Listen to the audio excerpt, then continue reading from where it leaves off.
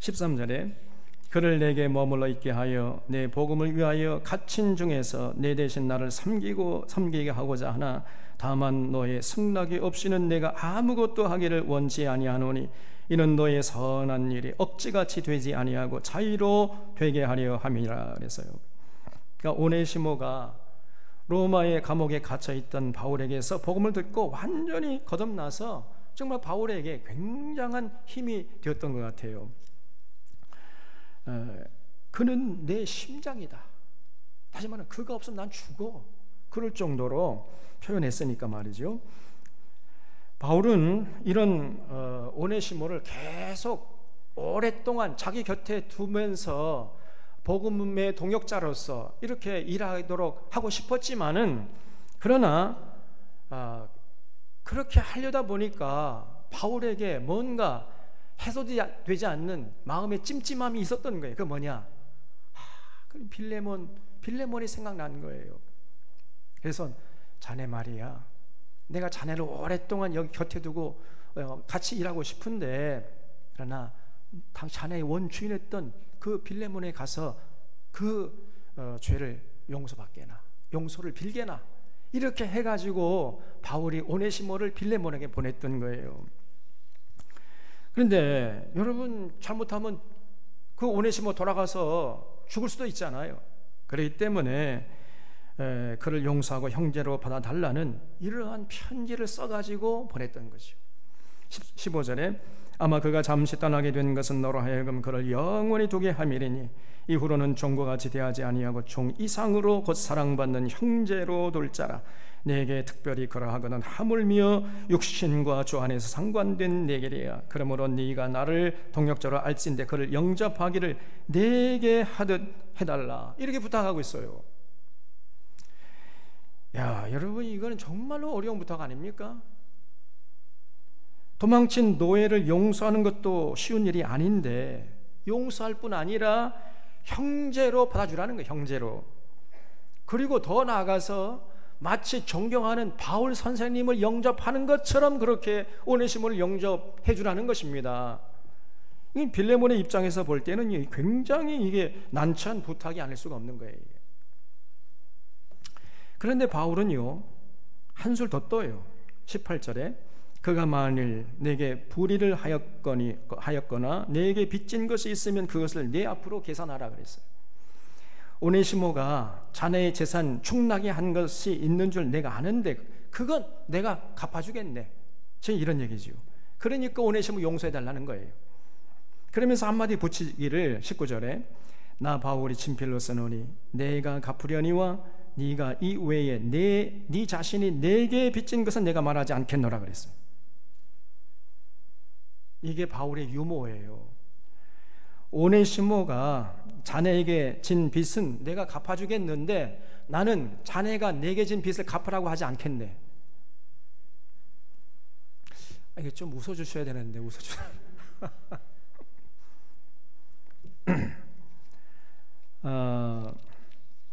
여러분, 이 존경하는 선생님이 이렇게까지 나오는데 이 빌레몬이 어떻게 오네시모를 용서하지 않을 수가 있겠습니까? 지금 바울은 빌레몬이 오네시모를 받아주지 않고서는 배길 수 없도록 아주 용의 주도하게 편지를 쓰고 있는 것이 보이잖아요. 지금 한 사람이 목숨이 왔다 갔다 하는 판이에요. 그러니까 이렇게 용의 주도하게 쓸 수밖에 없는 거죠. 그런데 20절을 보면요, 한 술이 아니라 두 술을 떠요. 또 오 형제여, 나로 주 안에서 너로 말미암아 기쁨을 얻게 하고 내 마음이 그리스도 안에서 평안하게 하라. 나는 네가 순종할 것을 확신함으로 내게 썼노니 네가 내게 말한 것보다 더 행할 줄을 아노라 그래요. 정말 아주 그냥 설상가상이에요. 명령할 수도 있으나 그러나 부탁한다는 것이고, 이 늙은이가 부탁하니 받아달라는 것이고, 또 오네시모가 재산 축낸 거 있는 줄 내가 갚아주겠다 는 것이고, 또 네가 받아줄 줄 확신하고 지금 쓰고 있다는 거예요. 더 나아가서 내가 부탁한 것 이상으로 해줄 줄 내가 굳게 믿고 있다는 겁니다. 그러니 어떻게 거절하겠습니까, 여러분? 22절 보면요, 아예 대못을 박아버려요. 그냥 오직 너는 나를 위하여 숙소를 마련하라. 너의 기도로 내가 너희에게 나아갈 수 있기를 바라노라 그랬어요. 그러니까 빌레몬이 오네시모를 받아줬는지 안 받아줬는지 확인하러 그 존경하는 바울 선생님이 와보겠다는 겁니다.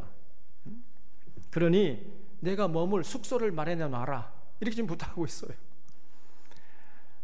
그래서 이 빌레몬이 오네시모를 용서하고 받아주지 않으면 안 되도록 아주 바울이 용의주도하게 편지를 썼던 거예요.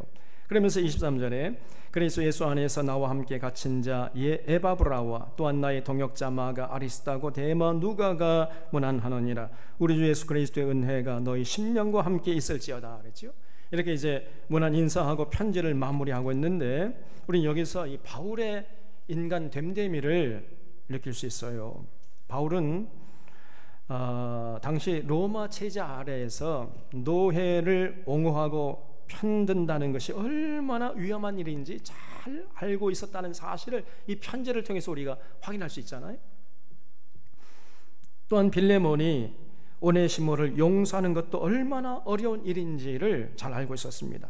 그러나 바울은 진심으로 빌레몬이 오네시모를 용서하고 형제로 받아주기를 바랬던 거지요.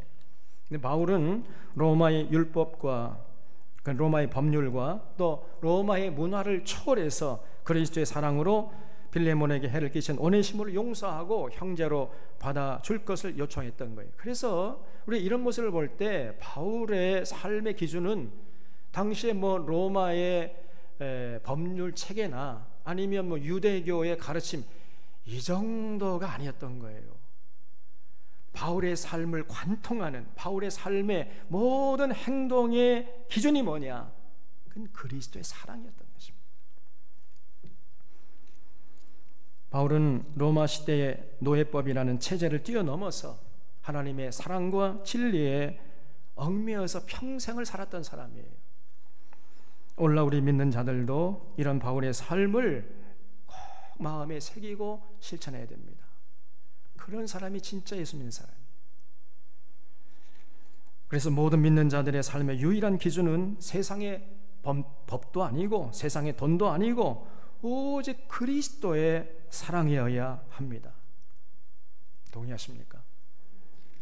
그래서 그리스도의 사랑의 관점에서 생각하고 판단하고 말하고 행동할 수 있어야 돼요. 살다 보면요, 많은 사람들이 법대로 하자, 법대로 합시다 이렇게 외쳐요. 물론 여러분, 법대로 하는 게 중요합니다. 지금 이 나라의 문제가 뭐냐? 법대로 하지 않아서 문제가 되는 거예요. 법대로 하지 않으면 공동체가 평화로울 수가 없는 거지요. 모든 사람이 법 앞에서 평등해야 되는데 지금 현재 대한민국은 돈 있고 빽 있고 권력 있으면 아무리 법을 어겨도 미꾸라지처럼 다 빠져나갑니다. 돈 없고 빽 없고 권력 없으면 없는 죄도 뒤집어 쓰고 감옥 가는 것이 오늘의 대한민국입니다, 여러분. 그래서 정말 법이 모든 사람에게 공정하게 적용되는 세상을 만드는데 우리 믿는 사람들, 이 교회가 여기에 관심을 갖고 여기에 헌신해야 되는 거예요. 그래야 그 교회가 존재의 의미가 있는 것입니다. 근데 오늘날 한국 교회가 오히려 그런 무법천지를 많은데 기여하고 있다니까. 정말 기가 찹니다. 그래 전혀 교회가 지금 세상이 어떻게 돌아가는지 전혀 무지하고 무관심하고 오히려 민주주의를 회방하는 회방꾼 노릇을 하고 있단 말이에요. 교회가. 그건 교회가 아닙니다, 여러분. 이익 집단이지. 그래서 반드시 교회는요, 모든 이 대한민국의 법이 모든 사람, 만인에게 공평하게 공정하게 적용되도록 하는데 여기에 관심을 갖고 헌신해야 돼요, 교회가. 그래서 세상의 빛과 소금 역할을 감당해야 되는 것입니다. 그러나 우리 믿는 자들은 여기서 그치면 안 된다는 거예요. 그거는 최소한입니다, 여러분.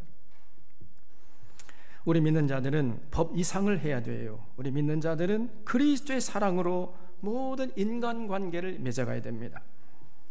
왜입니까? 하나님이 우리를 그렇게 대하시기 때문이죠. 하나님이 우리를 대하는 기준이 뭐냐? 사랑이에요, 사랑.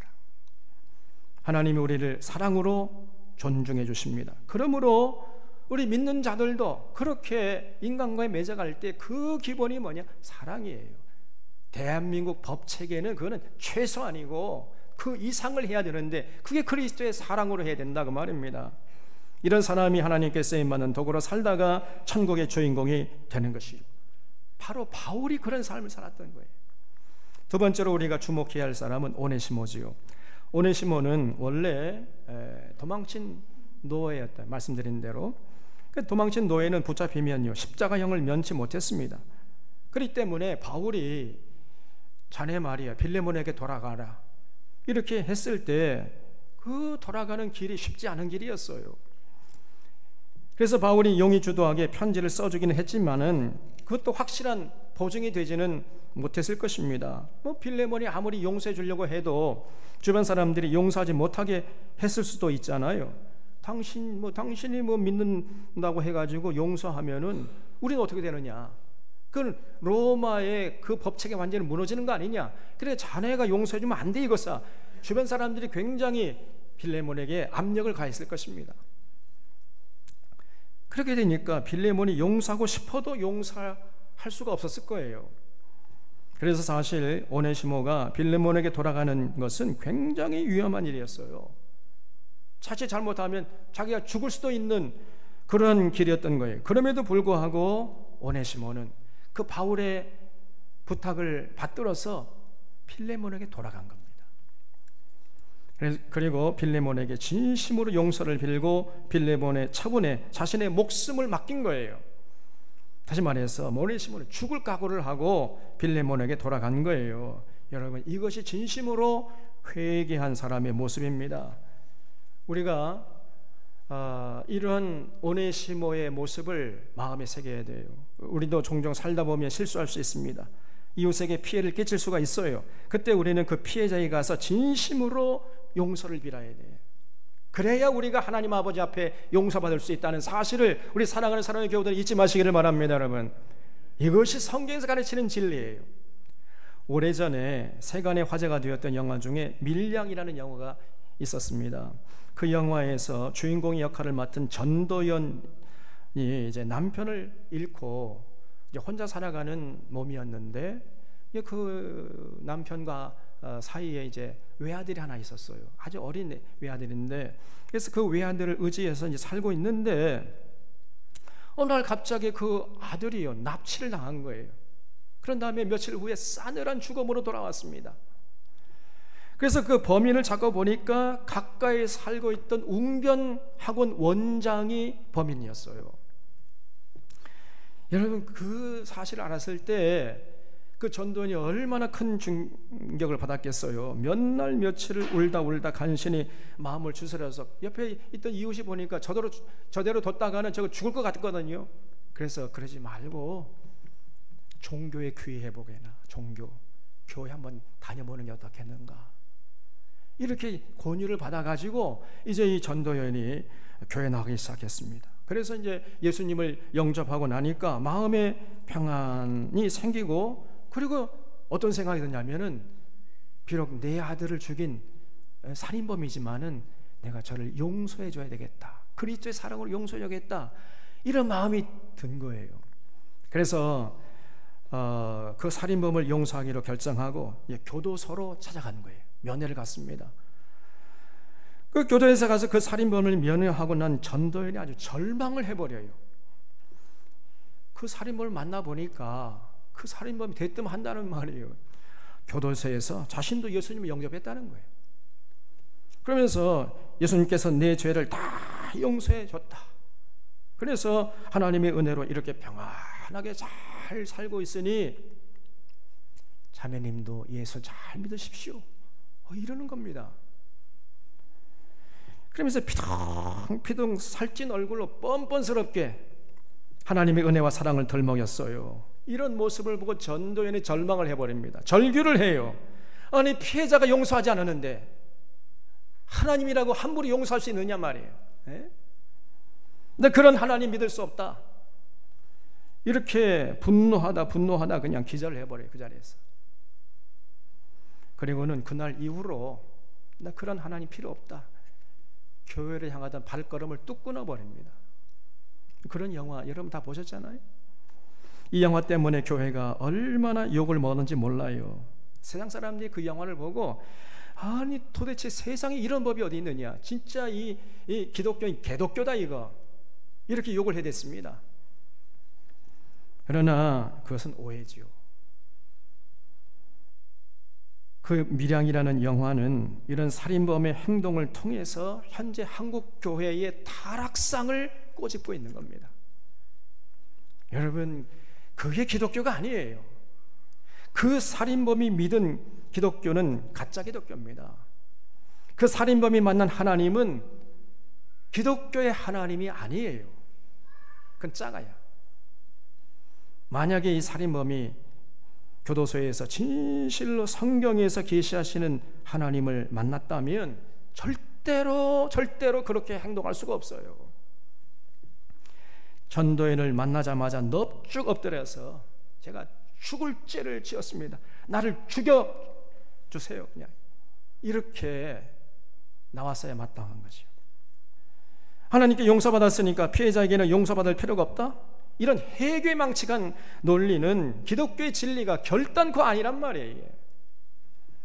어떤 어려움도 감수하고 피해자에게 용서를 빌어야 하고 그 피해자의 용서를 반드시 받아낼 때까지 무릎 꿇고 용서를 빌어야 돼. 그래야 하나님이 여러분 우리의 죄를 용서하시는 것입니다. 이것이 진실로 성경에서 계시하시는 하나님의 모습이에요. 얼마나 한국교회가 지금 엉터리로 믿고 있는가 하는 것을 그 밀양이라는 영화를 보면 알 수 있어요. 너무나 기가 막힙니다. 너무나 성경에서 계시하신 하나님으로부터 한국교회가 멀리 떠나 있는 거예요. 지금 전혀 성경에 계시하는 하나님이 어떤 분이신지를 모르고 있어요. 그러면서 날마다 찬양한다 그러고 금식기도 한다 그러고 산기도 다닌다 그러고 방언기도 한다고 앉아 있습니다. 여러분, 정말 기가 찹니다. 마지막으로 빌레몬에 대해서 생각해 보겠습니다. 빌레몬이 바울의 편지를 받고 오네시모를 용서했겠습니까? 안 했겠습니까? 그렇죠. 기꺼이 용서했죠. 주변에서 용서하면 안 된다, 그런 압력도 있었을 것입니다. 그러나 빌레몬은 기꺼이 오네시모를 용서할 뿐 아니라 아무런 조건 없이 오네시모를 형제로 받아들인 거예요. 빌레몬의 삶의 기준도 로마의 법 체계가 아니었고 유대의 전통도 아니었기 때문입니다. 오직 우리의 죄를 용서해 주시고 우리를 자녀 삼아 주시는 하나님의 은혜와 사랑의 법이 그의 유일한 기준이었기 때문에 그것이 가능했던 거죠. 여러분, 우리도 그러해야 돼요. 예수님께서 말씀하시기를 형제를 용서할 때 70번씩 7번이라도 용서하라 그랬습니다. 무슨 말이죠? 490번, 77에 490번 용서하는 얘기일까요? 아니고 몇 번이라도 용서하라는 것이고 어떤 죄를 지었어도 용서하라는 거예요. 이웃이 용서를 구하면 우리는 용서해야 됩니다. 용서할 뿐 아니라 형제 관계를 회복해야 돼. 용서해놓고 또 서로 관계가, 그러니까 용서하면 빨리 이제 원 관계로 회복시켜야 됩니다. 하나님은 이웃과 마음의 벽을 쌓고 살아가는 것을 가장 슬퍼하세요. 예수님이 원수를 사랑하라, 원수까지도 사랑하라 했잖아요. 어떤 경우에도 마음의 벽을 쌓고 살지 말라는 얘기입니다. 여러분, 원수를 어떻게 우리가 사랑합니까? 이게 무슨 말이에요? 어떤 경우에도 어떤 사람에게서도 절대로 마음의 벽을 쌓고 살아가는 것, 이것이 그 자체가 죄다라는 것입니다. 여러분, 마음의 벽을 쌓고 살아갈 때 우리는 결코 행복할 수가 없는 거예요. 그리고 또 여러분, 마음이 병들면요 육체도 병들어 버리는 거예요. 그래서 빨리 관계 회복하는 게 중요한 것입니다. 빌레몬에게 용서받고 형제로 인정받은 오네시모는 후에 어떻게 되었겠습니까? 그는 이제 에베소서의 목회자로 임명받아서 수많은 사람들을 그리스도의 사랑으로 섬기고 진리 가운데 인도했다고 그래요. 그 이그나티우스라는 초대교부의 글에 오네시모라는 이름이 나옵니다. 그 오네시모를 표현하기를 형언할 수 없는 자애로운 사람이었노라, 이렇게 소개하고 있어요. 그러니까 오네시모는 바울뿐 아니라 주변 모든 사람들에게 그는 내 심장입니다. 그는 내 하트입니다. 그거 없으면 나는 못 삽니다. 이런 평가를 받는 존재로 살았다는 거예요. 빌레몬의 사랑이 오네시모를 이와 같이 위대한 삶으로 이끌었던 것이고 수많은 사람들에게 예수님의 사랑을 전하는 통로가 되었던 것입니다. 그래서 이 빌레몬서는 이렇게 짧은 서신이지만은 여기에는 이처럼 감동적인 참된 신앙인들의 모습들을 찾아볼 수가 있어요. 그래서 오늘 우리는 이 빌레몬서를 통해서 인간관계의 진수를 맛보게 됩니다. 우리가 건강하게 행복하게 하나님의 도구로 쓰임받으면서 가치 있게 살기 위해서 중요한 것이 뭐냐? 인간관계예요. 여러분, 인간관계를 어떻게 맺어가느냐에 따라서 그 사람의 존재 가치가 결정된다고 해도 절대로 과언이 아닙니다. 여러분, 그만큼 인간관계가 중요한 거예요. 예수님께서 말씀하시기를 천국은 너희 안에 있느니라 그랬지요. 이게 무슨 말이에요? 천국은 너의 마음속에 있다 이런 얘기가 아니고 천국은 너희들의 인간관계 속에 있다 이런 뜻이에요. 영어로 하면은 더 분명해지는데 예수님께서 말씀하실 때 너희 안에 있다 할 때 너희 안이란 말이 인유가 아니고 어멍류입니다. 어멍류. 너희들의 인간관계 속에 너희가 어떻게 인간관계를 맺어가느냐에 따라서 천국을 맛볼 수도 있고 지옥을 맛볼 수 있다는 거예요. 여러분, 이걸 잊지 마셔야 돼요. 그래서 빌레몬서는 이렇게 중요한 이웃과의 관계를 어떻게 맺어가야 하는지를 우리에게 잘 가르쳐 주고 있는 것입니다. 우리는 바울처럼 오네시모처럼 빌레몬처럼 살아야 돼요. 바울처럼 우리는 모든 삶의 기준을 그리스도의 사랑과 진리의 말씀에 두고 살아야 합니다. 또 오네시모처럼 이웃에게 죄를 지은 자는 진심으로 이웃에게 빨리 가서 그 용서를 빌어야 돼요. 또 가해자가 진심으로 용서를 빈다면 빌레몬처럼 피해자는 그 이웃의 죄를 기꺼이 용서할 수 있어야 됩니다. 이렇게 살아갈 때 참 평안과 기쁨과 참 자유를 만끽하면서 살 수 있는 것이에요. 바로 그러한 삶의 자세가 우리를 참 평안과 기쁨과 참 자유함으로 참 행복으로 인도하고 천국으로 인도하는 것입니다. 그리고 그런 사람들이 많아지면은 우리가 사는 이 세상이 또 얼마나 아름다워지겠습니까? 그런 사람들이 모인 곳을 성경에서는 천국이라고 하는 거예요. 천국. 오늘 우리 사론의 교우들이 이런 천국의 삶을 마음에 품고 화목과 화평한 삶을 추구하는 자들이 될 수 있기를 바랍니다.